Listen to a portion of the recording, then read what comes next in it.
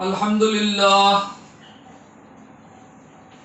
نحمدہ ونصلی علی رسولہ الکریم اما بعد فقد قال اللہ تبارک و تعالی فی القرآن المجید اعوذ باللہ من الشیطان الرجیم بسم اللہ الرحمن الرحیم واخفض لہما جناح الذل من رحمتی وَقُلْ رَبِّ ارْحَمْهُمَا كَمَا رَبَّيَانِي صَغِيرًا صدق اللہ العلی العظیم وصدق علی رسولہ الکریم۔ معزز حاضرین اکرام، حق تعالیٰ کا بے انتہا فضل و احسان ہے کہ اس نے ہمیں سرکار دو عالم سرور کائنات صلی اللہ علیہ وسلم کی امت میں پیدا فرمایا اور ہمیں آپ کا امتی ہونے کا فخر عطا فرمایا۔ گزشتہ صحبت کے کنٹینیویشن ہے، درس تو کنٹینیو ہی ہوگا۔ تو وہی موضوع ہے جو چلا آ رہا ہے، عظمت والدین یعنی والدین کی حقیقت اسلام کی نظر میں۔ اللہ تعالیٰ فرماتا ہے، جو آیت میں نے پڑھی اس کا ترجمہ یہ ہے کہ اللہ تعالیٰ فرماتا ہے اور ان کے سامنے عاجزی اور رحم دلی کا بازو جھکائے رکھنا، یعنی والدین کے سامنے عاجزی اور رحم دلی کا بازو جھکائے رکھنا اور یہ دعا کرنا، اے میرے رب ان پر رحم فرمانا جیسا کہ انہوں نے بچپن میں میری پرورش کی تھی۔ تو اللہ تعالی خود حکم فرما رہا ہے اپنے بندوں سے کہ اپنے والدین کے ساتھ نیک سلوک کرتے رہنا، یعنی جب وہ بوڑھے ہو جائیں، بڑھاپے میں وہ تمہیں ملے تو ان کے ساتھ عاجزی کے ساتھ سلوک کرو، رحم دلی کا سلوک کرو اور ان کے لیے دعا کرو، ان کے لیے دعا کرو کہ اے اللہ تو ان پر رحم فرما، جس طرح انہوں نے ہمیں اپنے بچپن میں ہم پر جس طرح انہوں نے رحم فرمایا اسی طرح تو ان پر رحم فرما۔ یہ اللہ تعالیٰ کیوں کہہ رہا ہے بار بار کہ ان کے ساتھ عاجز رہو، ان کے آگے عاجزی کا سلوک کرو، رحم دلی کا سلوک کرو؟ اس لیے کہ ہم جب جوان ہو جاتے ہیں تو جوانی کا عالم تو یہ ہے کہ تکبر ہو جاتا ہے اور اپنے مرضی کے ہم مالک ہو جاتے ہیں، تو کہیں والدین کو چوٹ نہ پہنچے، جنہوں نے ہمیں سنوارا، جنہوں نے ہمیں پالا، جنہوں نے ہمیں بلندی دی کی، جنہوں نے ہمیں جب ہم عاجز تھے، جب ہم بچے تھے، جب ہم لڑکے تھے، ہماری دیکھ بھال انہوں نے کی، کہیں ان کو تکلیف نہ پہنچے، تو اللہ تعالی اس لیے فرما رہا ہے کہ ان کے ساتھ عاجزی کے ساتھ رہو، یعنی بازو جھکائے رکھنا، مطلب ان کا لحاظ کرنا، ان کے مرتبے کا لحاظ کرو، کہ ان کا رتبہ کیا ہے، ان کے ساتھ اچھا نیک سلوک کرو، ان سے محبت کرو اور ان کے لیے دعا مانگو۔ تو حضرت ابن عباس رضی اللہ تعالیٰ عنہ کہتے ہیں کہ نبی کریم صلی اللہ علیہ وسلم فرماتے ہیں، جو نیک اولاد بھی ماں باپ پر محبت بھری ایک نظر ڈالتی ہے، جو نیک اولاد ماں باپ پر محبت بھری ایک نظر ڈالتی ہے، اس کے بدلے خدا اس کو ایک حج مقبول کا ثواب بخشتا ہے۔ اللہ اکبر! ایک مقبول حج، قبول کیا گیا ہوا حج، تو یہ ثواب کسے اللہ تعالیٰ عطا فرما رہا ہے؟ کہ جو اپنے والدین کے ساتھ محبت کی ایک نظر ڈالی، ایک بار اگر اپنے والدین کو محبت بھری نظروں سے دیکھا تو اللہ تعالیٰ فرماتا ہے یہ دیکھنے کے بدلے میں، یہ محبت بھری ایک نظر جو ڈالی اپنے ماں باپ پر، اس کے بدلے میں اسے حج مقبول کا ثواب دوں گا۔ لوگوں نے پوچھا ہے خدا کے رسول صلی اللہ علیہ وسلم، اگر کوئی ایک دن میں 100 بار اسی طرح رحمت و محبت کی نظر ڈالے، کیا فرمایا؟ اگر کوئی ایک دن میں 100 بار اسی طرح رحمت و محبت کی نظر ڈالے، آپ نے فرمایا جی ہاں، اگر کوئی 100 بار ایسا کرے تب بھی خدا تمہارے تصور سے بہت بڑا اور بالکل پاک ہے۔ یعنی سرکار نے فرمایا تم جو تصور کیے ہوئے ہو اللہ کے بارے میں، وہ تمہارے تصور سے پاک ہے، وہ بالکل پاک ہے۔ تم جیسا جان رہے ہو ویسا نہیں، اس سے اعلیٰ ہے، اس سے بالا ہے۔ بات سمجھ میں؟ تم بندوں کے معاملات کو سوچتے ہوئے اپنے مولا کے ساتھ ایسا مت سوچو، بلکہ مولا اعلیٰ ہے، اللہ اعلیٰ ہے، اللہ تمہارے تصور سے پاک ہے، تمہارے تصور سے بہت بڑا ہے، تم نے جیسا سوچا ہے اس سے آگے ہے۔ بات سمجھ میں؟ مسلم کی حدیث ہے۔ تو اس حدیث سے یہ معلوم ہوا کہ اللہ تعالی والدین کی خوشی کے بدلے حج مقبول کا ثواب عطا کر رہا ہے۔ اتنا بڑا ثواب اللہ تعالی عطا کر رہا ہے۔ اللہ اکبر! دنیا میں جب والدین زندہ ہیں، بس بڑھاپے پر پہنچ گئے ہیں، ایسی حالت میں اگر اولاد اپنے والدین کو ایک نظر ڈالے، ایک نظر، محبت بھری نظر، ادب والی نظر، محبت والی نظر، ایک نظر اگر وہ اپنے والدین پر ڈالتا ہے تو اللہ تعالیٰ فرماتا ہے کہ میاں میں تجھے حج مقبول کا ثواب بخشتا ہوں۔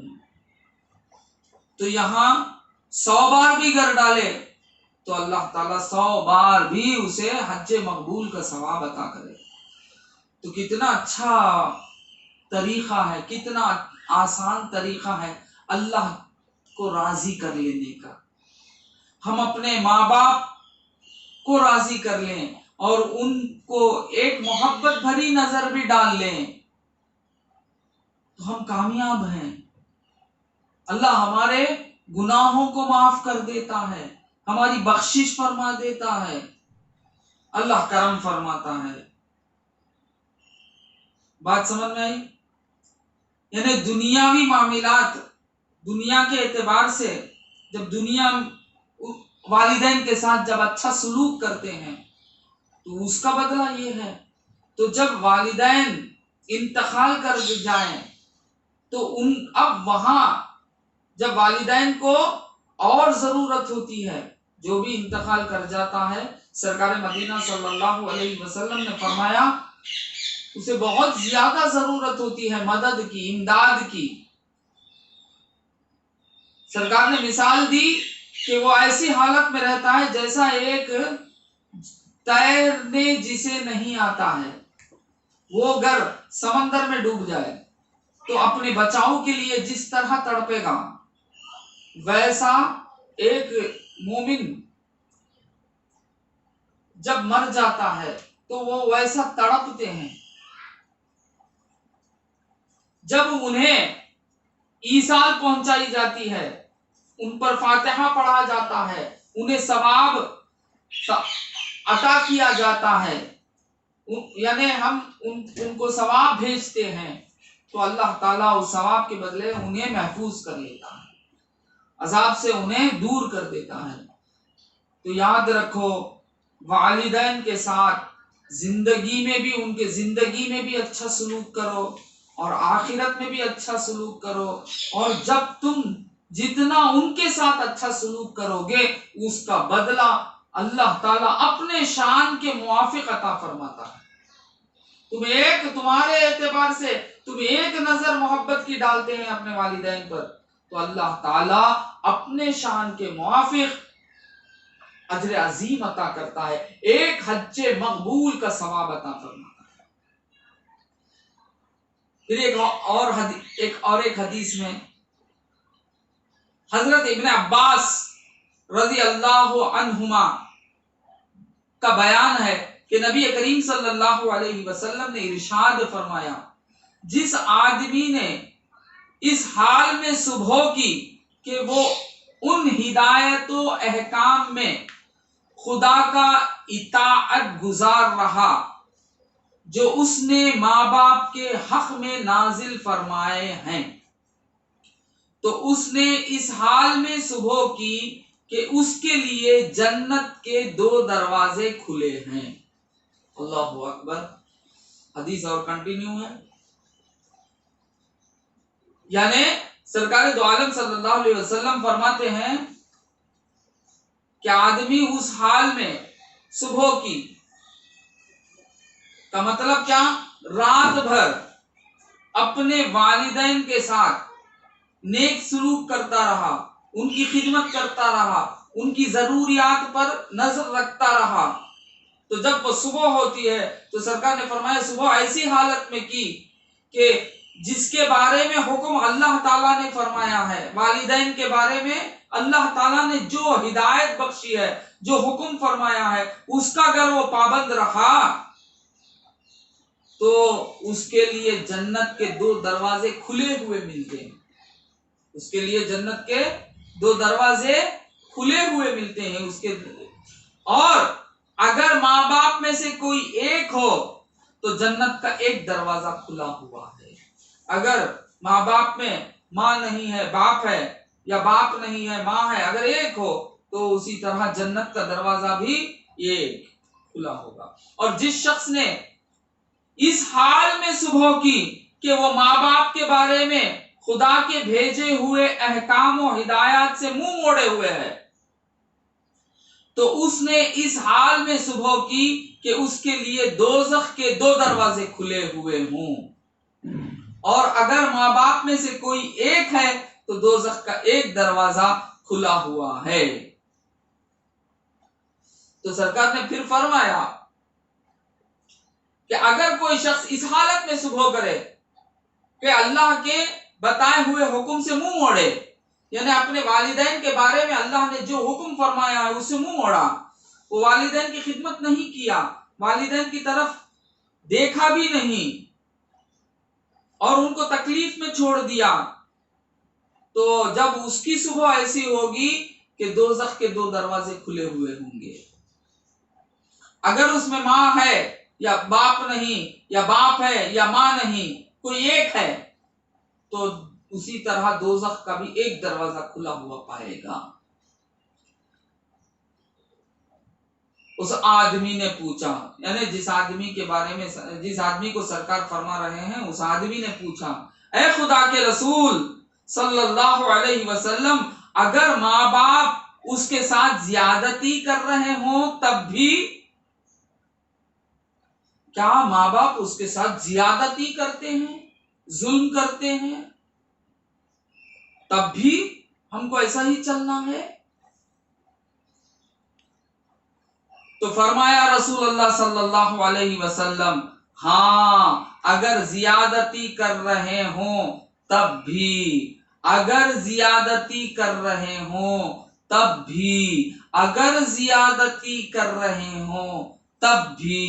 اس طرح سرکار نے ان الفاظوں کو 3 دفعہ کہا۔ مشکات میں ہے، یہ حدیث شریف درج ہوئی ہے اور شعب الایمان میں ہے۔ بات سمجھ میں آئی؟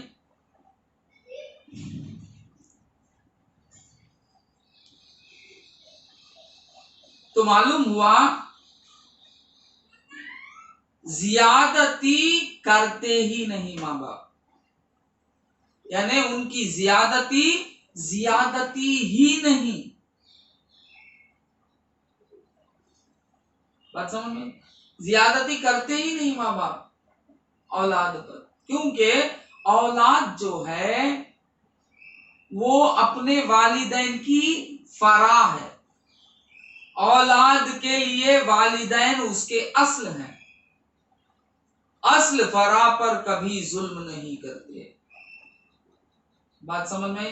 اسی طرح یاد رکھو، اللہ تعالی بھی حقیقی اصل ہے ہر مخلوق کا، اور ہر مخلوق فرع ہے۔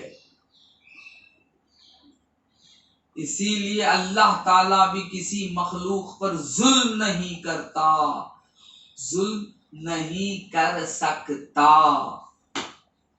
تو اللہ تعالی ظالم نہیں۔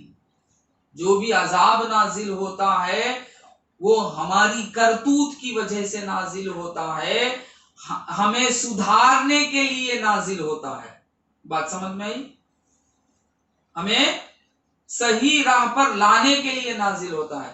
جس طرح استاد ڈانٹتا ہے شاگرد کو تو صحیح کرنے کے لیے، اسے صحیح راستے پر لانے کے لیے، والدین ڈانٹتے ہیں تو اسے صحیح راستے پر لانے کے لیے، اسی طرح اللہ تعالی ڈانٹتا ہے، یعنی کوئی عذاب نازل کرتا ہے، کسی کو تکلیف میں مبتلا کر دیتا ہے، تو یاد رکھو وہ تکلیف میں جو بھی شخص تکلیف میں مبتلا ہوتا ہے تو وہ اللہ تعالی کی طرف سے وہ تکلیف اس لیے نازل ہوتی ہے کہ یہ خود اسے دعوت دیتا ہے اپنے گناہوں کی وجہ سے۔ بات سمجھ میں؟ تو گناہ کی معافی مانگیں، دعا کریں، استغفار پڑھیں، تو یاد رکھو تکلیف پوری ختم ہو جاتی ہے۔ بات سمجھ میں؟ تو زیادتی کر نہیں سکتے والدین اپنی اولاد پر، اور ان کی زیادتی نہیں ہوتی، وہ زیادتی نہیں ہے، ان کا ڈانٹنا زیادتی نہیں ہے، ان کا کسی معاملے کو روکنا زیادتی نہیں ہے۔ بات سمجھ میں؟ وہ بھلائی جانتے ہیں، بھلائی سمجھتے ہیں، بھلائی جان کر وہ ہمیں کسی کام سے روکتے ہیں اگر ہم غلط کام کرنے لگے، ڈانٹتے ہیں۔ بات سمجھ میں؟ تو زیادتی نہیں ہوتی ہے، والدین کی طرف سے کبھی کیا نہیں ہوتی ہے؟ زیادتی نہیں ہوتی ہے۔ بات سمجھ میں؟ تو اس طرح اپنے والدین کے ساتھ عز کے ساتھ سلوک کرنا، ادب کے ساتھ سلوک کرنا، اپنی نظروں کو نیچے رکھنا، ان کی آواز پر آواز نہیں ڈالنا۔ آدمی جب کسی کو روکنے کے لیے اس کے آواز کے اوپر اس کی آواز نکلتا ہے تاکہ سامنے والا خاموش ہو جائے، تو اولاد اگر اپنے والدین کے آواز پر آواز ڈالتی ہے تو وہ نیک اولاد نہیں، بدبخت اولاد ہے۔ بات سمجھ میں؟ اللہم صلی علی سیدنا محمد وعلی آل سیدنا محمد مبارک وسلم۔ تو اب اللہ تعالیٰ فرما رہا ہے کہ ان کے لیے دعا کرو، شفقت کی دعا کرو، رحم کی دعا کرو، بخشش کی دعا کرو، اور یہ کہو کہ جس طرح اے اللہ جس طرح انہوں نے جس طرح ہمیں پالا ہے محبت کے ساتھ شفقت کے ساتھ، اے اللہ تو ان پر محبت و شفقت فرما، کیونکہ میں ان پر محبت و شفقت کر نہیں سکتا، میں ادنا وہ اعلیٰ۔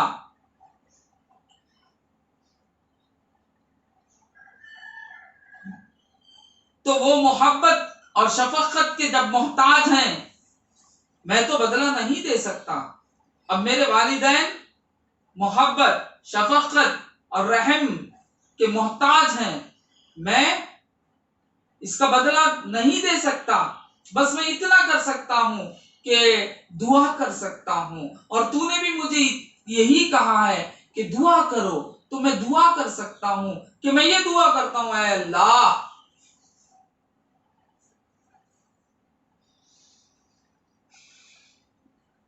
رب ارحمہما کما ربیانی صغیرا، اس پر رحم فرما، تو اگر رحم کیا تو بڑی شان ہے، تو رحم فرما۔ تو معلوم ہوا دعا کرنے کا حکم اللہ تعالیٰ دے رہا ہے۔ سب سے پہلے یہ ہے، اس آیت میں اللہ تعالیٰ نے دعا کرنے کا حکم دے رہا ہے اپنے ماں باپ کے لیے۔ جب ماں باپ کے لیے دعا کرنے کا خود وہ حکم دے رہا ہے، جو دعا قبول کرنا اسی کا حق ہے۔ تو یاد رکھو، جب وہ حکم دے رہا ہے تو ہماری والدین کے لیے جو بھی دعا ہوگی وہ دعا اللہ تعالیٰ قبول فرمائے گا۔ تو اس لیے دعا کرتے رہو اپنے والدین کے لیے۔ بات سمجھ میں آئی؟ ان کے حق میں دعا کرتے رہنا، کیونکہ اللہ تعالیٰ ضرور دعا قبول فرمائے گا۔ اور اس حکم کی تعمیل ہم ہر نماز میں کرتے ہیں، ہر نماز میں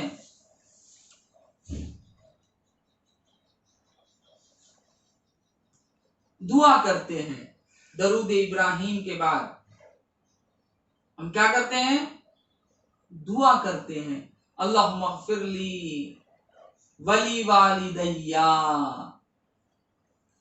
ربنا اغفر لی ولی والدیا، اے ہمارے رب، اے ہمارے اللہ، ہماری مغفرت فرما، میری مغفرت فرما، میری مغفرت فرما، اور میرے والدین کی مغفرت فرما، میری مغفرت فرما، میرے والدین کی مغفرت فرما۔ تو یاد رکھو، اس آیت سے جو ہمیں حکم ملا ہے کہ تم اپنے والدین کے لیے دعا کرو، تو وہ حق ہمارا پورا ہو جاتا ہے۔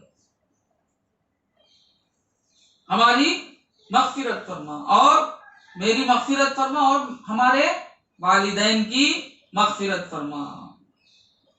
جب انسان والدین کی مغفرت اور رحمت کی دعا کرے گا تو اس کی بھی مغفرت ہو جائے گی۔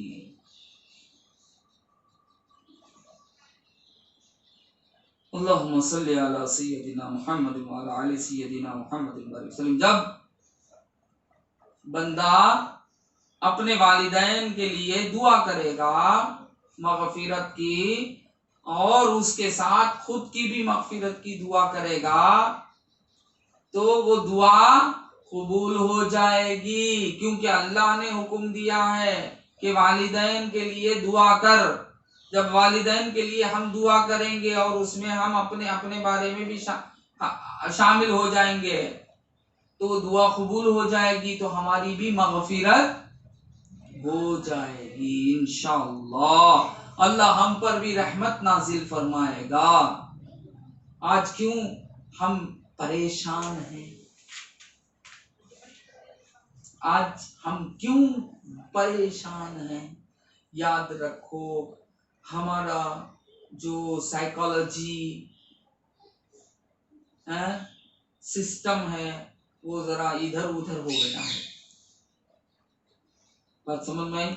ہم سائیکو ہو گئے ہیں. ہر مسئلے میں ہم یہی سمجھتے ہیں کہ جس کام میں زیادہ تکلیف ہو اس میں زیادہ پروفٹ ہوگی.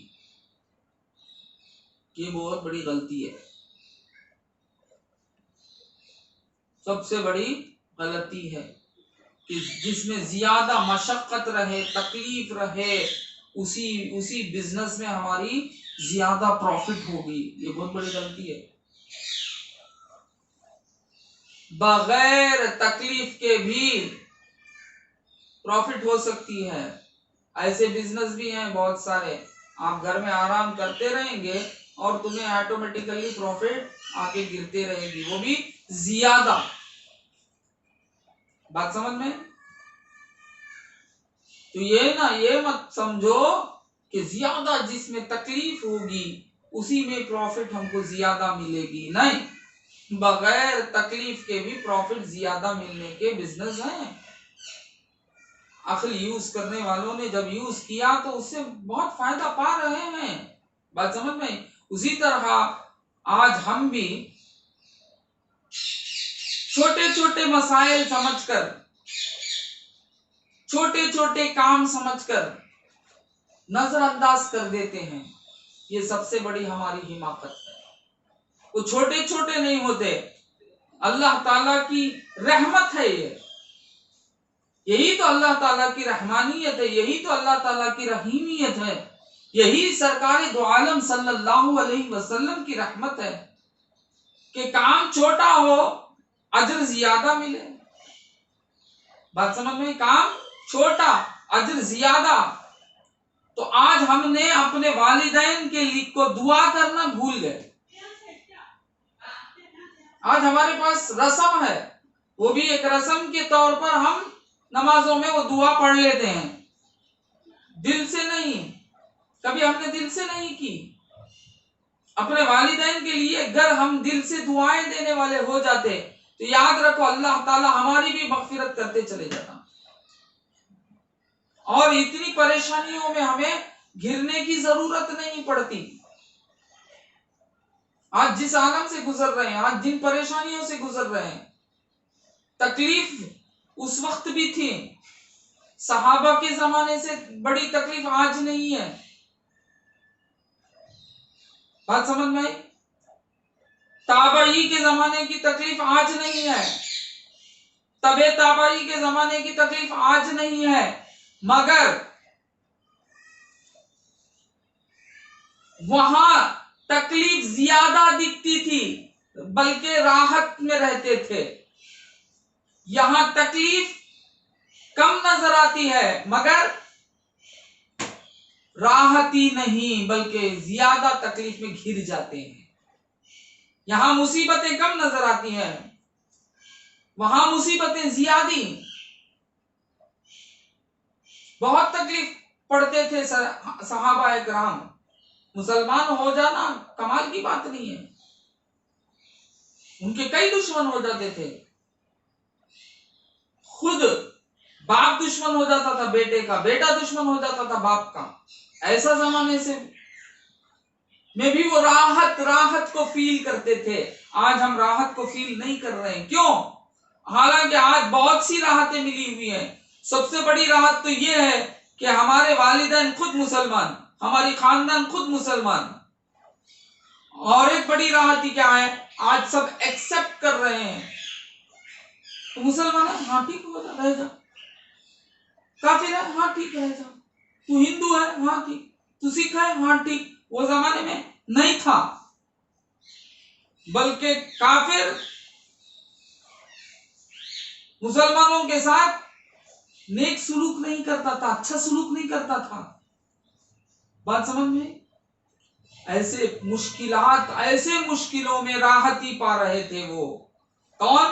صحابہ، تابعی، تبع تابعی، اولیاء.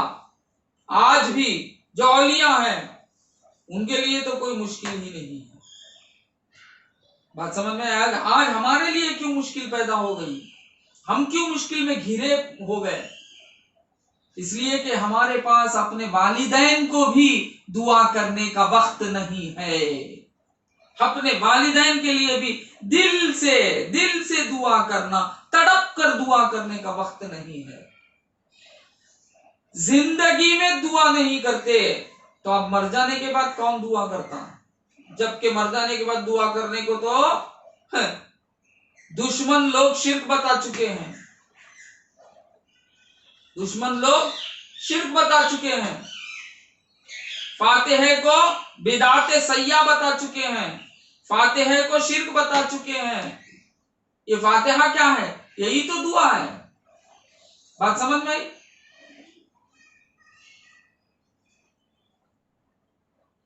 یہاں تو زندگی میں بھی دعا کرنے کا اللہ تعالیٰ حکم فرما رہا ہے، اور ان کے مرنے کے بعد بھی دعا کرنے کا اللہ تعالیٰ حکم فرما رہا ہے. تم دعا کرو، اپنے والدین کے لیے دعا کرو. یہاں کوئی قید نہیں ہے زندگی موت بول کے. دعا کرو، ان کے ساتھ نیک سلوک کرو اور ان کے لیے دعا کرو، رحمت کی دعا کرو. بات سمجھ میں آئی؟ تو معلوم ہوا دعا اگر ہم کرنے لگیں گے تو ہم بھی خود بخود نیکوکار میں، صالحین میں شمال پائیں گے، شامل ہو جائیں گے. بات سمجھ میں آئی؟ شمار ہو جائیں گے. حضرت ام درداء رضی اللہ عنہما بیان کرتی ہیں کہ رسول اللہ صلی اللہ علیہ وسلم نے فرمایا، جب مسلمان بندہ اپنے مسلمان بھائی کے پسے پشت دعا کرتا ہے تو فرشتہ کہتا ہے تجھے بھی اس کی مثل مل جائے. اس کی دعا قبول ہوتی ہے اور فرشتہ اس کی دعا پر آمین کہتا ہے. صحیح مسلم، سنن ابو داؤد کی حدیث ہے. معلوم ہوا؟ یہاں تو اور کھل کے بات آ گئی. بندہ اپنے مسلمان بھائی، ایک مومن بندہ اپنے کسی مسلمان بھائی کے پیچھے، اس کے سامنے نہیں، اس کے پیچھے اس کے لیے دعا کرتا ہے کہ اے اللہ اس کی مغفرت فرما، اے اللہ اسے خوشیاں عطا فرما. تو ایک فرشتہ اللہ تعالیٰ اس کے لیے ایک فرشتہ نازل کر دیتا ہے اور فرشتہ کہتا ہے کہ تو جو دعا کرتا ہے کسی اور کے لیے، اللہ کرے کہ وہ تجھے بھی مل جائے. اب فرشتے کی دعا، اللہ اکبر. پھر وہ دعا جب قبول ہوتی ہے تو فرشتہ آمین کہتا ہے. تو معلوم ہوا دوسرے مسلمان کے حق میں دعا کرنا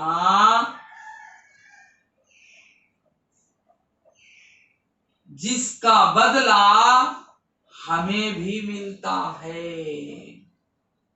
اگر ہم کسی مسلمان کے لیے اس کے پیچھے کا دو مطلب ہے. یہ زندگی میں اس کی غیر حاضری میں، دوسرا اس کے مرنے پر. بات سمجھ میں آئی؟ اس کے مرنے پر، زندگی میں اس کے غیر حاضری میں اس کے لیے دعا کرتا ہے کوئی بندہ، یا اس کے مرنے کے بعد جب کوئی بندہ دعا کرتا ہے تو فرشتہ یہ کہتا ہے کہ تو جو دعا کر رہا ہے کسی اور کے لیے وہ تجھے بھی مل جائے. تو معلوم ہوا فاتحہ دلانا اصل میں ہمارے عرف میں یعنی ہمارے معمولات میں، ہمارے کلچر میں اسی دعا کا نام فاتحہ پڑ گیا. بات سمجھ میں آئی؟ اسی دعا کا نام ہی فاتحہ. فاتحہ کا مطلب کیا ہے؟ یا سورہ فاتحہ پڑھ کر قرآن کو وسیلہ بنا کر ہم اپنے مرحومین کے لیے دعا کریں گے تو اللہ تعالیٰ دعا قبول کرے گا. ساتھ ساتھ کیا ہوگا؟ ہم کو بھی اللہ تعالیٰ ہماری بھی مغفرت کر دے گا. اتنا آسان اور اتنا اچھے کام کو، کیونکہ آسانی کے ساتھ تم اللہ تعالیٰ کے قریب ہو جاتے ہو نا، مغفرت مل گئی تو قریب ہو گئے نا. تو دشمن یہ نہیں چاہتا، دشمن کہاں سے چاہیں گا آسانی کے ساتھ ہماری کامیابی؟ دشمن یہ نہیں چاہتا، اسی لیے دشمن ہم کو گمراہ کر دیا. منافق ہماری صورت لے کر ہمیں گمراہ کر دیا اور یہ بتا دیا کہ تم مرنے کے بعد تم کیا بھی کرو اسے نہیں ملتا، اسے حاصل نہیں ہوتا. ارے بابا، مرنے کے بعد کچھ بھی حاصل نہیں ہوتا، تجھے حاصل ہوتا. ان کی جائیداد میں مرنے کے بعد تو اٹھا کے رکھ لیتا پوری جائیداد. کیا بولے تو وارث بول کے، ان کو خود بھی نہیں پہنچتا. مر کر دینے کی طاقت رکھتے ہیں وہ، تو زندہ رہ کر دینے کی طاقت نہیں رکھتا.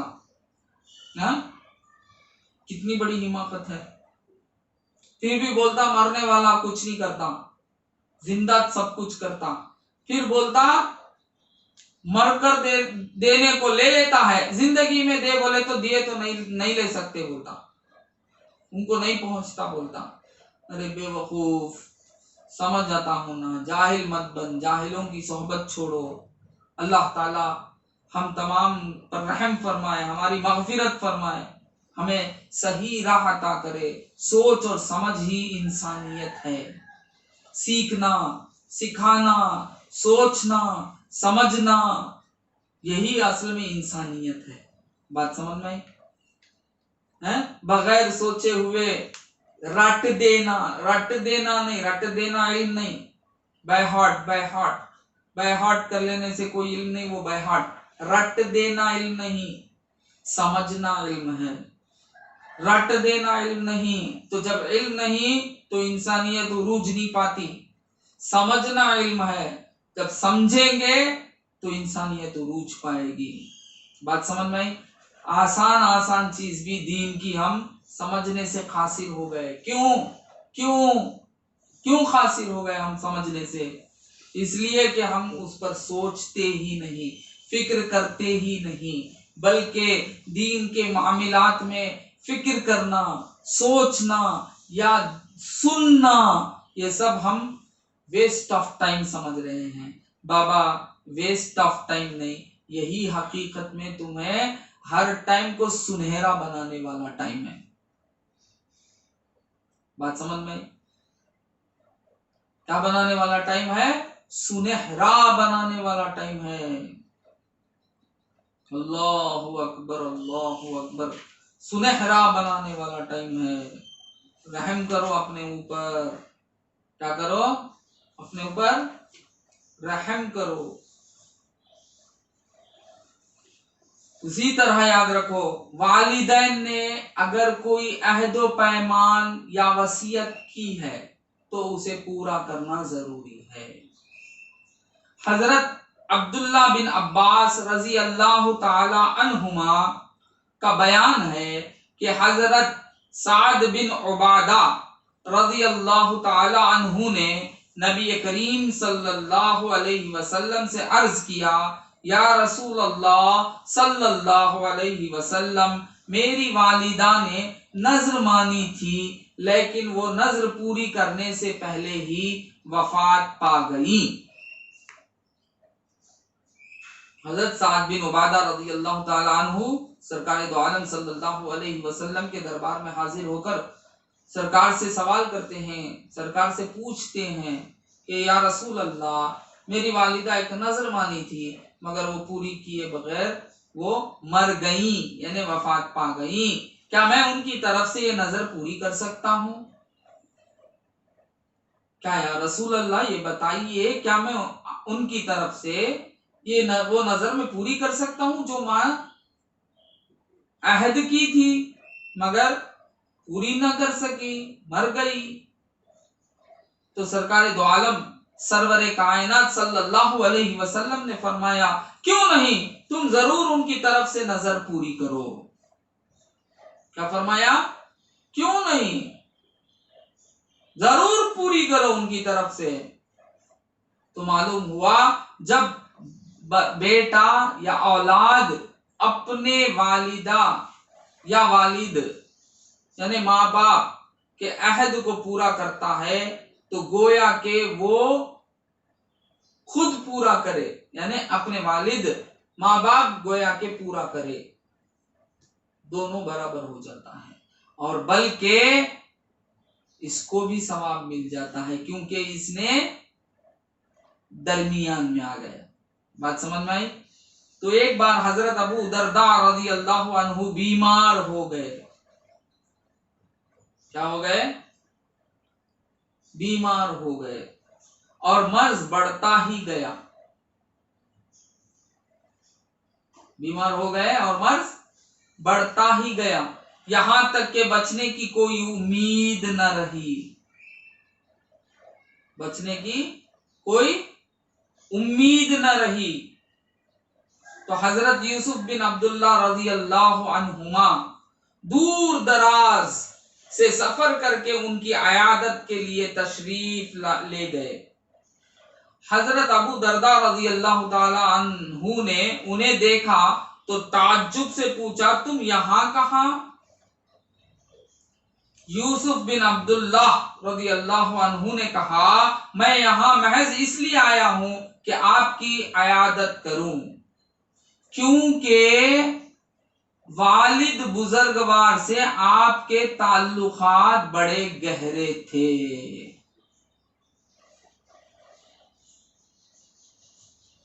بات سمجھ میں آئی؟ بڑے گہرے تھے، یعنی میرے والد کے آپ دوست تھے،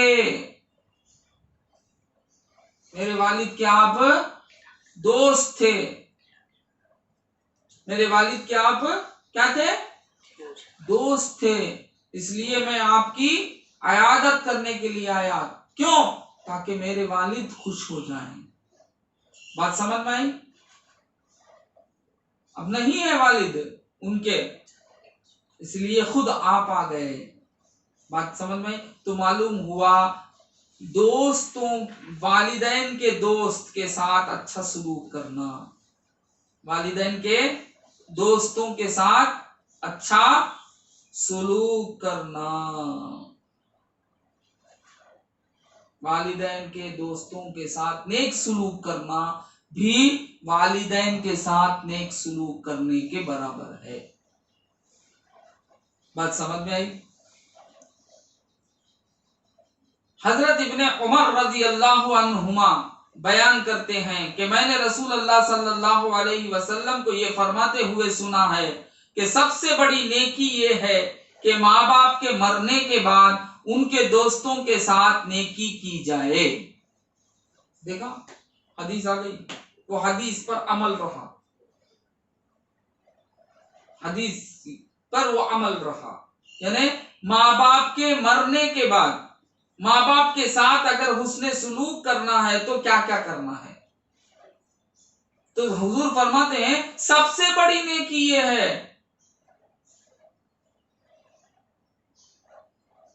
سب سے بڑی نیکی یہ ہے کہ ماں باپ کے مرنے کے بعد ان کے دوستوں کے ساتھ نیکی کی جائے، نیک صحبت کی جائے۔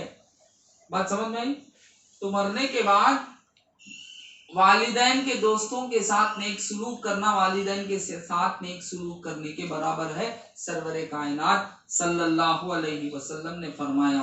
تو اب میرا وقت یہیں ختم ہو رہا ہے۔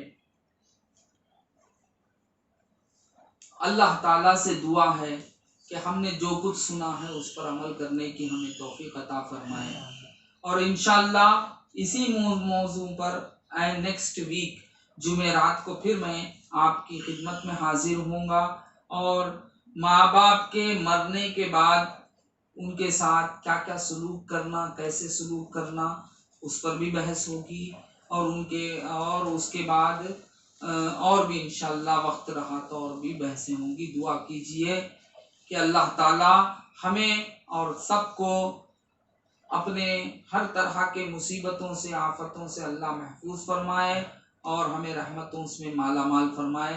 اے اللہ ہمیں دین و دنیا میں معزز و محترم فرما، تیرے سوا کسی غیر کا محتاج نہ بنا۔ اللہم تقبل هذه الدعاء بجاہ سیدنا غوث الثقلین غوث اعظم رضی اللہ تعالی عنہ وبجاہ سید المرسلین خاتم النبیین محمد الرسول اللہ صلی اللہ علیہ وسلم۔ سبحان ربک رب العزت عما یصفون وسلام علی المرسلین والحمد للہ رب العالمین۔